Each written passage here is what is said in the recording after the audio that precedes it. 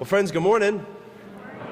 It's good to be with you this morning, celebrating the Feast of the Epiphany, where the child Jesus receives the gifts of gold and frankincense and myrrh.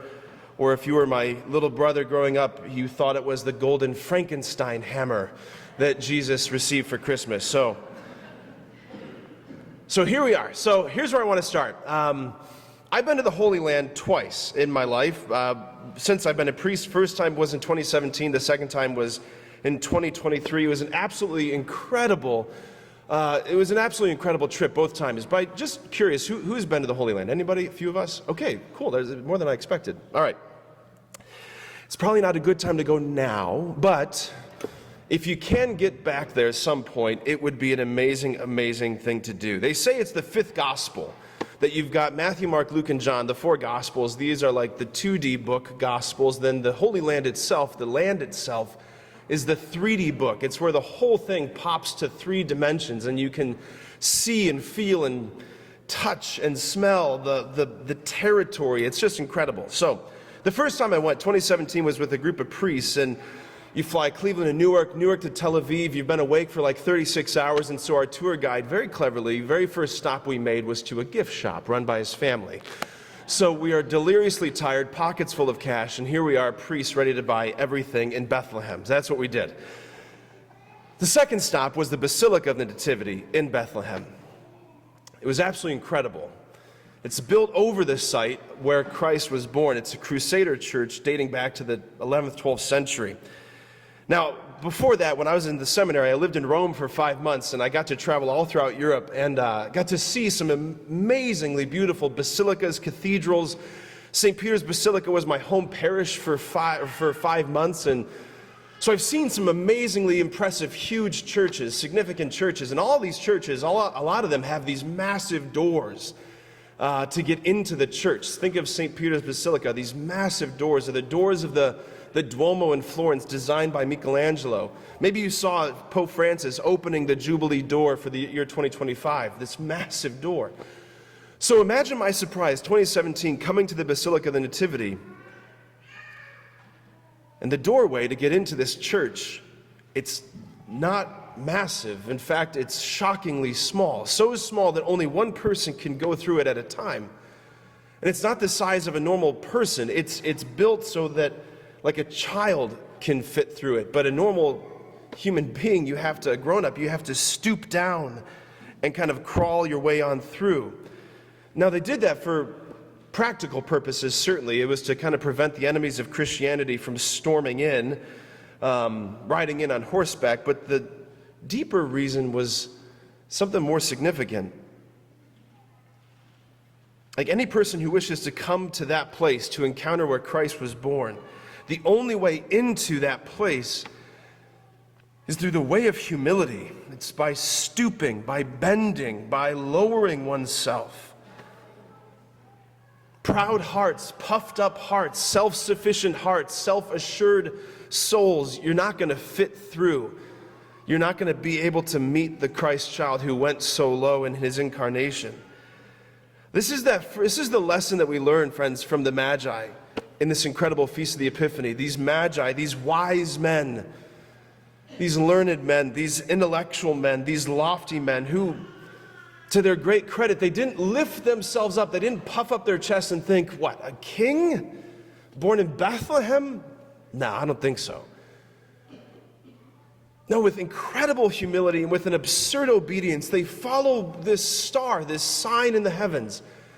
They follow it all the way to the holy city of Jerusalem. And then they eventually make their way to Bethlehem, where they stoop, they bend.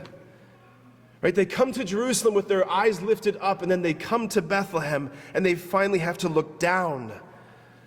And as they enter the house where the child and his mother were, they had to stoop down.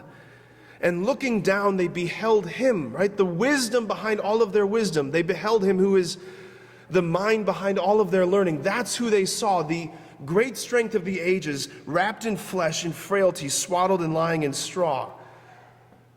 They looked down and they saw him. There's this incredible detail in the Basilica of the Nativity in Bethlehem.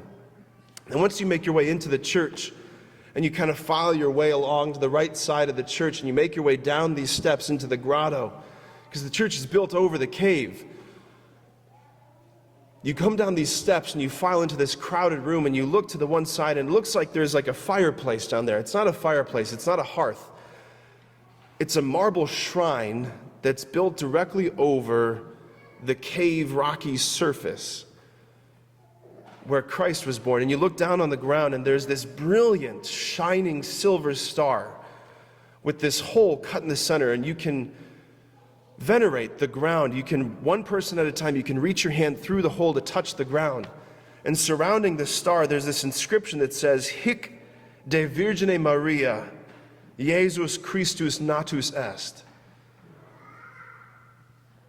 Here, Jesus Christ was born of the Virgin Mary. I remember the first time I saw that, standing there, waiting my turn.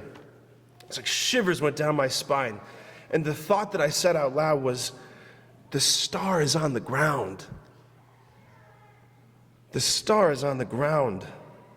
Like the star, right? The star that was way up there is now way down here on the earth, under the earth, in the mud, in a place where stars aren't supposed to be. Like we as the church, we've been crying out from the first century with the angels from that very first Christmas, glory to God in the highest, and appropriately so. But that very first Christmas, it was glory to God in the lowest. It was glory to God in the lowest. What's so extraordinary about Christianity, friends, is that every other world religion sends you out on this quest of like moral perfection, spiritual enlightenment, getting you on this pilgrimage further and further away from things that are low and earthly. But Christianity is the opposite movement.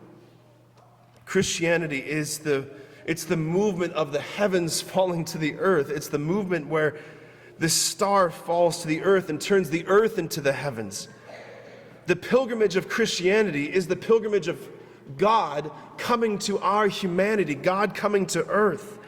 Heaven making the pilgrimage to your humanity, your world, over and over and over again. That's the movement, that's the trajectory. It's God rushing towards you and me.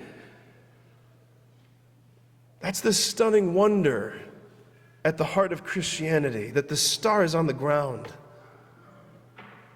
The infinite mystery is on the ground. These magi who traveled, some scholars say, for over a year, traversing 800-something miles, coming maybe from Persia. They traveled a long way. And they realized, finally in the end, while they're gazing upon the God-made baby, they're realizing just how short their pilgrimage really was compared to his. What is 800 miles compared to traversing an infinite distance? And they're standing there looking at him, and they're holding these gifts of immense value, to be sure, gold and frankincense and myrrh. They're holding these immense gifts, and they're standing there realizing just how utterly poor they are compared to the treasure that's lying in front of them. And they lay the treasures at his feet, because what else are they going to do? They lay the treasures before him. And then it says this, they laid prostrate. They came and did him homage. The Greek word is proskuneo. They laid themselves flat upon the ground. Friends, that's the treasure that the Lord ultimately wants. It's you. You. Not in servile submission, beaten down before him, but in an overwhelmed sense of gratitude and awe and wonder at the fact that God has come this close for you. What is it like to be that loved? What could that possibly mean? If it means anything, it means I have to give you my life. Friends, the same Jesus that these magi adored, the same Jesus who was hidden in vulnerability, that same Jesus is here. And just like them, we're being invited to lay ourselves before him, to open the treasury of our humanity, our hearts, to lay it down before him and say, Lord, here I am. To realize that the one that our hearts are seeking actually came and searched for us. that he's here. The one who bent the lowest out of love for us is here.